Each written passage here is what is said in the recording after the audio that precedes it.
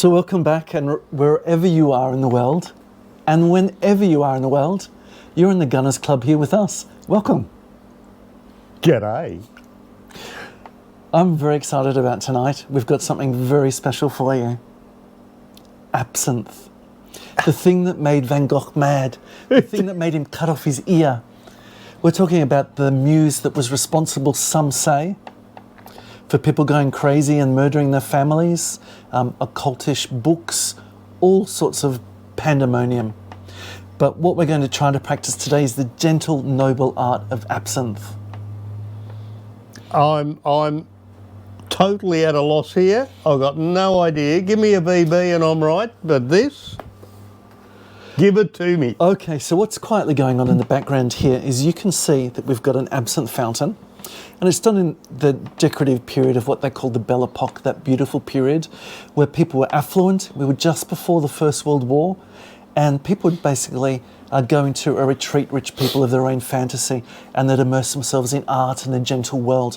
So here we have an idealised version of a woman who's basically supporting a fountain, and in the fountain we've got iced water, and just gently you can see that we've got the water dripping, and it's dripping through a white ice cube on a silver spoon into an elegant glass. Now, how fantastic is that? Do you have to do this to drink absinthe? Seems like a wank to me. Well, some people prefer just a tea bag to make a cup of tea. I prefer every night. I'm a man of ritual, and I like to make a pot of tea with my wife and enjoy a good cup of tea and enjoy a time-honoured process. And I'm sort of the same with music, although, look, I get the idea with streaming music. But I still buy most of my music on vinyl, and I enjoy the ritual of putting the record on and letting the music come to me. And tonight, we've brought the Belle Epoque to us, and we're enjoying the ritual and the time that it takes to drink something proper. Now, what is absinthe? Well, absinthe basically is a very high concentrated alcohol. It has to be above 50% because otherwise you're just not going to be able to contain the botanicals that are in it. Go back if you want to and have a look at the gin video that we did, because Okay, we talked all about botanicals. So, are you saying this is similar to gin? It's similar in that it's flavoured by botanicals, but essentially for this, there's the holy trinity that they call it, of the ingredients that you have to have for this. Now, the number one thing for absinthe is wormwood, and it's that thing which contains the thujone chemical, which people believe created the beautiful art of the period. You know, some of the works from Picasso and Manet and Van Gogh, where you see these washes of beautiful blues and greens, or you'll see pictures of people absolutely destitute, sitting in the corner of a bar by themselves, maybe with an elongated shadow in the background, or enwrapped by a green fairy who's whispering into their ears. So that's what that's all about. But wormwood is the primary ingredient. The other two things, and you can probably already smell what's going on here. There's a smell of anise. So green anise is the second ingredient, and then fennel, basically Florence fennel is the third one. So if you have those three ingredients into it, that is what makes it an absinthe. And remember with gin, the ingredient we talked about was a juniper berry. Yep. You'd have to have the juniper. Now, it has to be above 50 degrees because otherwise it just can't hold these botanicals in it. And have a look what's going on here, Seuss. We've got clear water, which is going into basically a clear drink, and then we've got a cloudy appearance coming out. And the reason for that is basically the star anise which is in this, it's not water soluble, so the water can't hold it, and we've got this cloudy effect coming out. Now I'll show you what the colour actually looks like, and then we'll talk a little bit more about this alcohol. So what I'm doing here is basically just measuring. That's the serve that we want, and then if you pass me the glass, we'll just pour that in. Oopa. Now, have a look at that colour. It's a very natural colour. It's sort of a natural green, and the green that you've got here is largely chlorophyll, you know, the stuff that makes grass green, essentially. It's not the vibrant chemical colour that you'll see on some of the Czech absinthes. Now, the Czechs don't even spell their absinthe with an E at the end. It's a bit of a giveaway. But also they're prone to colouring it. If you've got a natural colour like this, that's a very good sign. Because it is that natural chlorophyll colour, you'll see that these colours are so opaque, that means it's really dark, so the light can't get through. If the light can get through for something of this colour, the chlorophyll will spoil, it'll become a sickly yellow colour, and then from yellow it'll become a dead brown, and it's what in French is called as feuilles mortes, or dead leaves. Some people say, oh, that's spoiled, I can't drink it. For people like me, you say, this is a sign that I've got good quality, proper absinthe. Now, as you can probably tell, I'm enthused. I'm completely out of my depth. I got no idea what he's talking about. So have a look here. We started off with one serve and you can see that the glass is starting to fill up and the sugar cube is starting to dissolve. You don't have to use a sugar cube, but ancient writings go back to Roman periods of getting children to drink wormwood. And remember, that's the primary thing which makes it the absinthe. And actually lining the rim of the cup with honey to sweeten it. So if you're not used to drinking natural absinthe, pouring it through the sugar cube is a really good way to do it. And what we've got on top of the glass is silverware. Now, silver is expensive. There's just no two ways about it. But, you know, for at home drinking a pot of tea, you could buy a $20 teapot from Amazon, or you could go the full hog and use the proper silver ceremonial pieces. And we've got things like this, which are quite ghastly, but proper silver. An elephant here for this. And what we've got on the one that Seuss is about to use is basically an Art Nouveau representation of a leaf. The leaf design which I've got here on top of my glass is basically a representation of what wormwood looks like. Smells a bit like ouzo. Yeah, what they call that louche, because of the green anise which we've got in this. I'm going to turn this off now because we're very close to the portion that we want. We wanted basically one portion of the absinthe to 3 to 5 portions of water. So thereabouts, it's probably close to 3 to 5. We're about close to what we want to do. And we're about to start the process very soon on Seuss's as well. But I'm starting to get an anticipation for this because it's a process.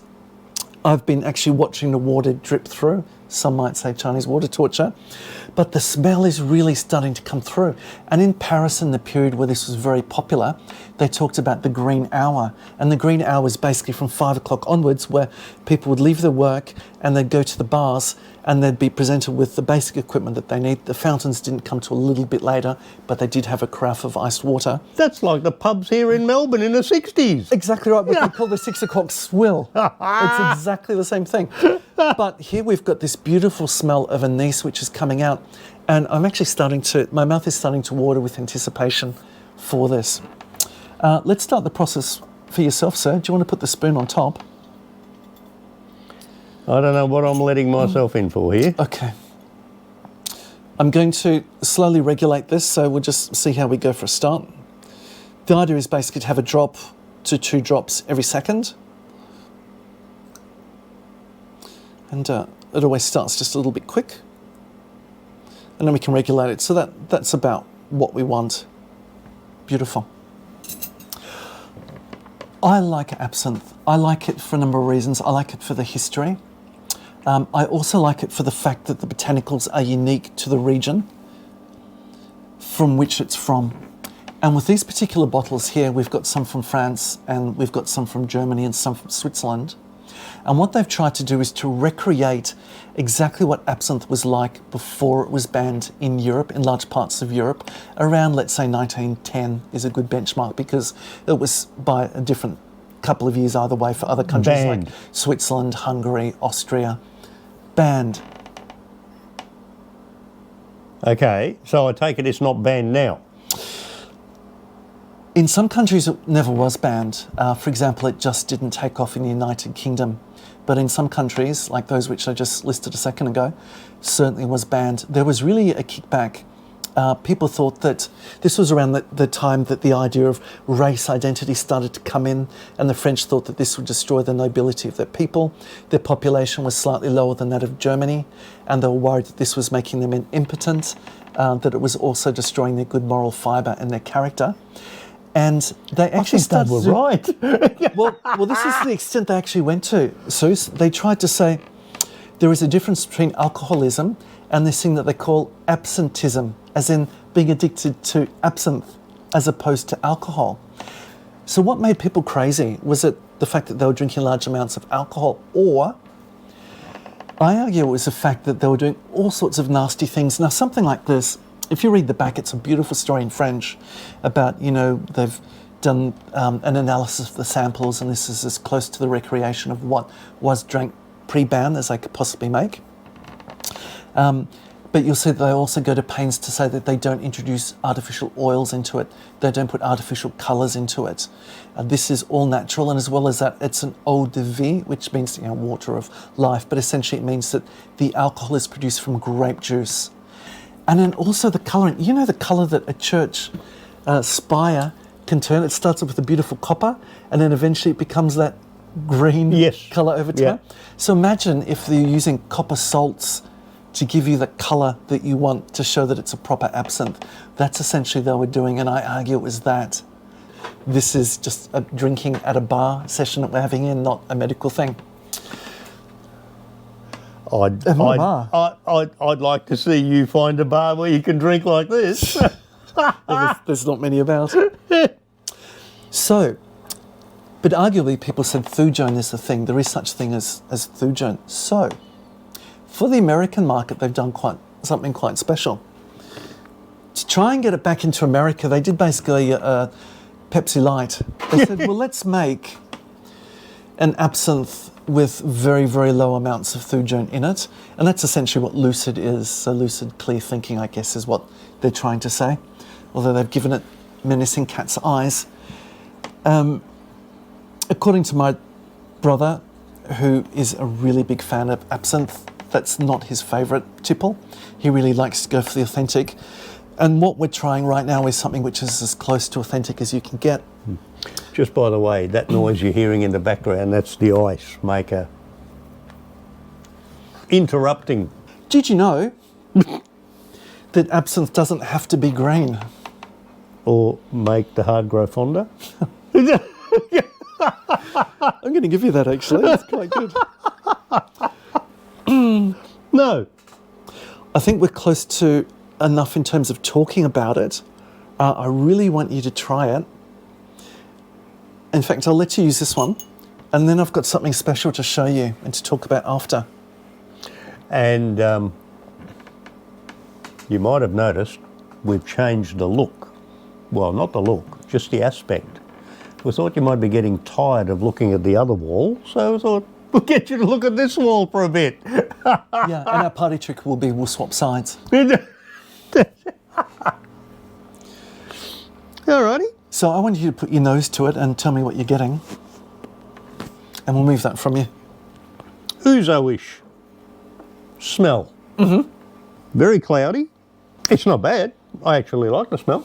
Now that will be very foreign to you, that first sip, because the texture is going to be different than what you're used to. The smell is overwhelming. What I'm getting from it is like I was drinking ouzo. Now the good thing about this is sweet ouzo though. Yeah. Because it went through that sugar. Because of the sugar. Yeah.